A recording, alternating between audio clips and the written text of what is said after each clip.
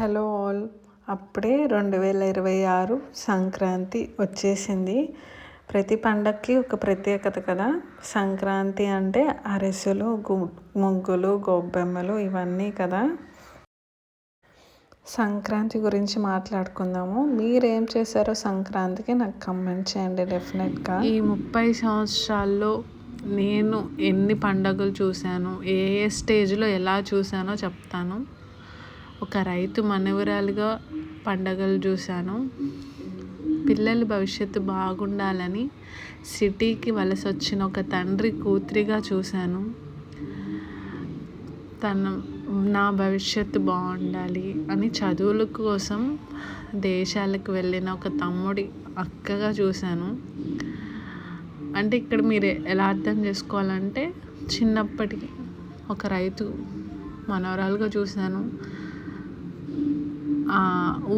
ఊరు వదిలేసి ఇంకొక కొత్త సిటీ, అసలు ప్రపంచమే తెలియను వాళ్ళు అక్కడి నుంచి వచ్చిన వాళ్ళు, వాళ్ళ పండగలు ఎలా ఉన్నాయో చూశాను. ఇప్పుడు తమ్ముడు దేశాలకు వెళ్ళినప్పుడు వాడు లేకుండా మేము ఇక్కడ పండగలు ఎలా చేసుకున్నామో అది చూశాను. అండ్ ఒక వైఫ్గా మా హస్బెండ్ తన ఉద్యోగరీత్యా ఊరూరు తిరిగి ఎవరూ లేకుండా పండగలు ఎలా జరుపుకున్నామో అది చూశాను. ఇప్పుడు నా పిల్లలు, future generation, AI technology people వాళ్ళు, ఇంకా వాళ్ళకు ఒక తల్లిగా ఇప్పుడు నేను ఎలా పండగలు చేసుకుంటున్నానో అది చూస్తున్నాను, చూడబోతాను కూడా. సో సంక్రాంతి గురించి మాట్లాడుకుందాము. అండ్ నేను ఈ వీడియోలో ముందే ఏదో రాసుకొని చెప్పడం కానీ, లేదంటే ఇప్పుడు ఈ వీడియో రన్ అవుతూ దేని గురించి చెప్పడం, ఒక వంట గురించి చెప్తున్నా, అది ఏం లేదు. నాకు ఇప్పుడు నా మనసులో ప్రస్తుతానికి నాకు ఏం థాట్ వస్తుంది, ఏం మాట్లాడాలి, అది కోపంలో అయినా, బాధలో అయినా, ప్రేమగా అయినా, ఏమనిపిస్తే నేను అదే మాట్లాడుతున్నాను. తప్పుగా మాట్లాడినా, లేకపోతే ఎమోషనల్గా మాట్లాడినా తప్పుగా ఏం తీసుకోకండి. ఏదో క్రియేట్ చేసుకుని రాసుకుని మాత్రం కూడా ప్లీజ్ అనుకోకండి. ఎందుకంటే నేను ఒక ట్రాన్స్లో చెప్తున్నాను. చాలా చూసి విసిగిపోయి ఒక భయంతో చెప్తున్నాను అనుకోండి వీడియో. అంతా నేను ఆల్రెడీ 2 షార్ట్స్ పెట్టే ఉన్నాను కదా. వెనక అంతా పని చేసుకున్నాను అంతానే. అది ఈ వీడియోలో అరిసెలు ఎలా చేసుకున్నాము, సంక్రాంతి కదా, సంక్రాంతి అంటే అరిసెలే కదా, అది ఎలా చేసుకున్నాను ప్రాసెస్ కూడా ఏం చూపించట్లేదు. ఎలా చేసుకున్నాను అనేది నేను చూపిస్తాను. అండ్ నా సంక్రాంతి మెమరీస్ అని కూడా చెప్పను. సంక్రాంతి పండుగ గురించి మాట్లాడుకుందాం మనం. ఇప్పుడు అసలు మీరు ఎలా చేసుకుంటున్నారు సంక్రాంతి? ఎలా చేసుకునే వాళ్ళు ఎలా చేసుకుంటున్నారు, ఎలా చేసుకోబోయేది మనం ఎలా చెప్తాం ముందే అనుకోవచ్చు. నేను మొన్న వీడియో ఒకటి చూశాను. ఐటీవీ వాళ్ళు పోస్ట్ చేశారు. ఒక పెద్ద స్క్రీన్లో చలిమంట వీడియో పెట్టి చలి కాచుకోవడము, టెస్టర్స్, డెవలపర్స్, కోడి పందాల్లాగా. ఇంకా మొత్తం ముగ్గులు ఏమంటే కంప్యూటర్లో డిజైన్స్ పెట్టి ఇదే ముగ్గులు పోటీ అని పెట్టారు. Of course it was a comedy, funny వేలో తీశారు. బట్ ఫ్యూచర్లో నిజంగా అలా అయిపోతే పరిస్థితి ఏంటి? ఒక్కసారి క్వశ్చన్ నాకు నేనే ఎలా ఎమోషనల్గా అయిపోయాను.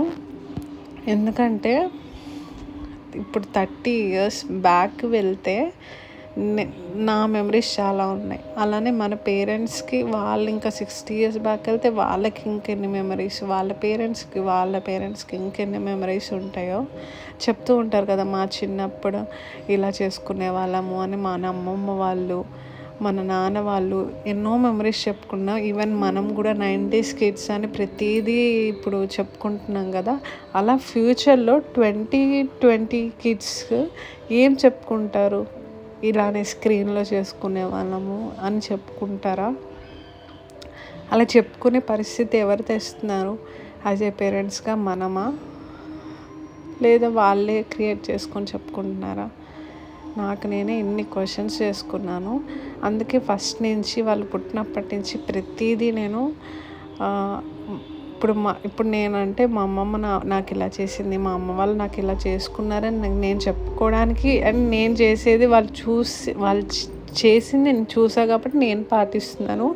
అండ్ ఫ్యూచర్ కూడా వాళ్ళు మా అమ్మ ఇలా చేసేది అని వాళ్ళు కూడా వాళ్ళ పిల్లలకి చెప్పి చెయ్యాలని ప్రతిదీ నేను ఇలా తపన పడుతూ చేసుకుంటూ వస్తున్నాను. ఈ యూట్యూబ్కి చూపించాలని నేను ఇవన్నీ చేయట్లేదు. పర్సనల్గా నేనంటూ ఎవరో తెలిసిన వాళ్ళు తెలుసు. నేను ప్రతిదీ ఫస్ట్ నుంచి ఏది చేసినా నాకు ఒక మెమరీ ఉండాలి. పలానా రోజు పలానా సంవత్సరం గుర్తుపెట్టుకోకపోయినా అప్పుడు ఇలా చేసాం కదా, అప్పుడు ఇలా ఎంజాయ్ చేసాం కదా, అప్పుడు ఇలా జరిగింది అలా జరిగింది. ఇప్పుడు మనకు ఒక డ్రెస్ చూస్తేనే పలానా పండగకి పలానా పుట్టినప్పుడు వాళ్ళు పుట్టినప్పుడు వీళ్ళ పెళ్ళికి అని మనం చెప్పుకుంటామే. అలాంటిది మేము ఒక పండగ కానీ ఒక డే కానీ మనం ఎందుకు క్రియేట్ చేసుకుని ఎందుకు చెప్పుకోవాలి?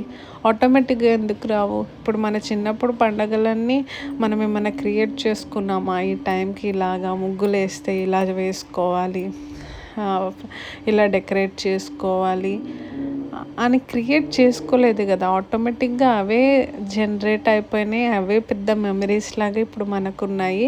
అదే మన పిల్లలకి ఇవ్వాలి. ప్రతిదీ క్రియేషన్ అయిపోయింది. ఇప్పుడు డెకరేట్ చేయాలి, డిఐవై చేయాలి, ప్రతిదీ ఇలానే అయిపోయింది. ఫోటో ఇంకొకటి, అప్పట్లో ఇన్ని వీడియోలు ఇన్ని ఫొటోస్ అసలు ఫోన్సే లేవు కదా. తిరిగి చూసుకొని మురిసిపోవడానికి కూడా. కానీ ఇప్పుడు క్లిక్ చేస్తే ఫోటో, క్లిక్ చేస్తే వీడియో, అన్ని మెమరీసే చూసుకోవడానికి. కానీ ఇవి ఎంతవరకు మళ్ళీ ఇవి స్టోరేజ్ ఫుల్ అయిపోయి డిలీట్ అయ్యే ఛాన్సెస్ కూడా ఉన్నాయి. అంత గుర్తుపెట్టుకోలేనంత మెమరీ ఫొటోస్ వచ్చేస్తున్నాయి అన్నమాట. కానీ మన రోజుల్లో అలా లేవు కదా. సో నేను అందుకే ప్రతిదీ అంత టెక్నాలజీ వైపు వెళ్ళిపోకూడదు అని ఇప్పటి నుంచే నేను మారితే నా పిల్లలు తరం వాళ్ళు మారుతారు. అంటే అంతలా మార్పు కోరుకోవడం కూడా వాళ్ళకి మంచిది కాదు. ఎందుకంటే ఫ్యూచర్ జనరేషన్ అంతా టెక్నాలజీ ఏఐ అయిపోతుంది, వీళ్ళు వెనకబడిపోతారు. కాబట్టి అంత మార్పు కూడా మంచిది కాదు. కాకపోతే మన మూలాలు మన ఇది మర్చిపోకూడదు అని నా తపన.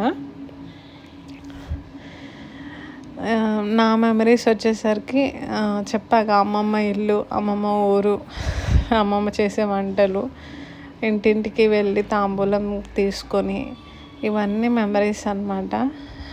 ఇప్పుడు అవన్నీ ఏమీ మెమరీస్ కాస్త మెమరీస్లోనే ఉండిపోయినాయి. ఇప్పుడు మనుషులు మారారు, పరిస్థితులు మారాయి. ఇప్పుడు రూపాయి విలువ ఎలా మారిందో, అప్పుడు రూపాయికి ఎన్ని వచ్చాయి, ఇప్పుడు ఏమీ రావు. ఎక్లెస్ చాక్లెట్ కూడా రావట్లేదు. మనుషులు మారారు, పరిస్థితులు మారాయి. ఓడలు బండ్లు అయ్యాయి, బండ్లు ఓడలు అయ్యాయి. ఇప్పుడు ఊరు వెళ్ళాలంటే ఒక్కొక్కరికి టికెట్ 5,000 లేదే లేదు. ఆ 5,000 ఉంటే ఒక నెలంతా సరుకులకి కూరగాయలకి అని ఆగిపోయే తల్లిదండ్రులు ఎంతమంది ఉన్నారో. అలానే దేశాలకు వెళ్ళిన కొడుకులు ఈ సంవత్సరం అన్నా వస్తారో లేదో అని ఎదురు చూసే తల్లిదండ్రులు ఇంకెంతమంది ఉన్నారో. ఈ సంవత్సరమైనా నేను అమ్మ వాళ్ళ ఇంటికి వెళ్ళాలి, పిల్లలకి హాలిడేస్ ఇస్తే బాగుండు, ఇంకొన్ని రోజులు ఇస్తే బాగుండు అనుకునే ఒక కూతుర్లు ఎంతమంది ఉన్నారో. ఈ సంవత్సరమైనా నా పిల్లల్ని పిలిచి అన్నీ చేసుకోవాలని, నా మనవళ్ళు మనవరాళ్ళు రావాలి అనుకునే ముసలి అమ్మమ్మలు, తాతయ్యలు, నానమ్మలు ఇంకెంతమంది ఉన్నారో. ఇలా అనుకుని ఎదురుచూపుల్లో ఉన్న వాళ్ళు ఎంతోమంది. పండగలు వస్తేనే బంధాలు, బాంధవ్యాలు అనేవి గుర్తొస్తాయి. మామూలు రోజుల్లో ఉండవా అంటే అలాని కాదు, ఉంటాయి.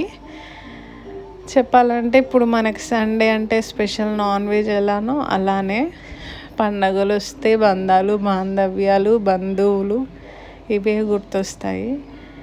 సో వీలైనంత వరకు ఈ ఏఐ టెక్నాలజీలో వీలైనంత వరకు క్రియేట్ చేసుకుందాం.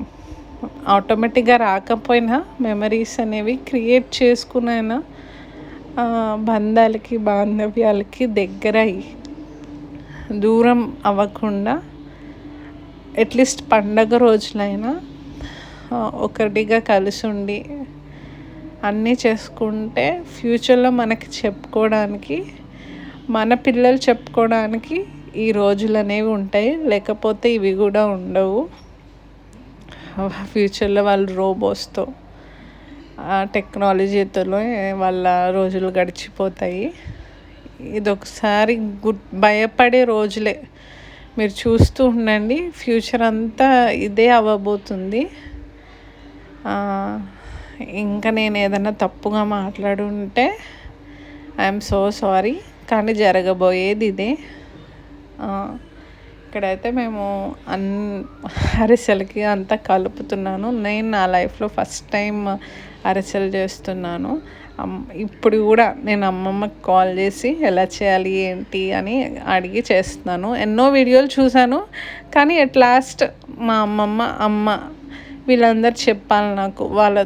మీరు నమ్ముతారో నమ్మరో, నాకు ఆ పండగ వైబ్ రావాలి.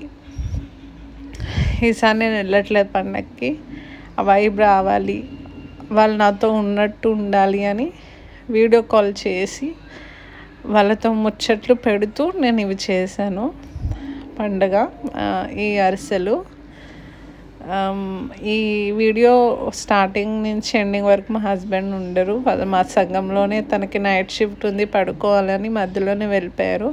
సో పాకం ఒక్కటే నేను పుల్లల పొయ్యి మీద పట్టి మిగతాదంతా లోపలికి వచ్చేసాను. ఎందుకంటే పిల్లలతో పుల్లల పొయ్యి మీద కష్టం అని. కన్నయ్య మళ్ళీ స్కూల్ నుంచి వస్తే ఇంకా వీళ్ళిద్దరు నన్ను చేసుకొని ఇవ్వరని ఇంకా లోపలికి వచ్చేసి లోపల ఒక్కదాన్నే చేసుకున్నాను. మా హస్బెండ్ పడుకున్నారు.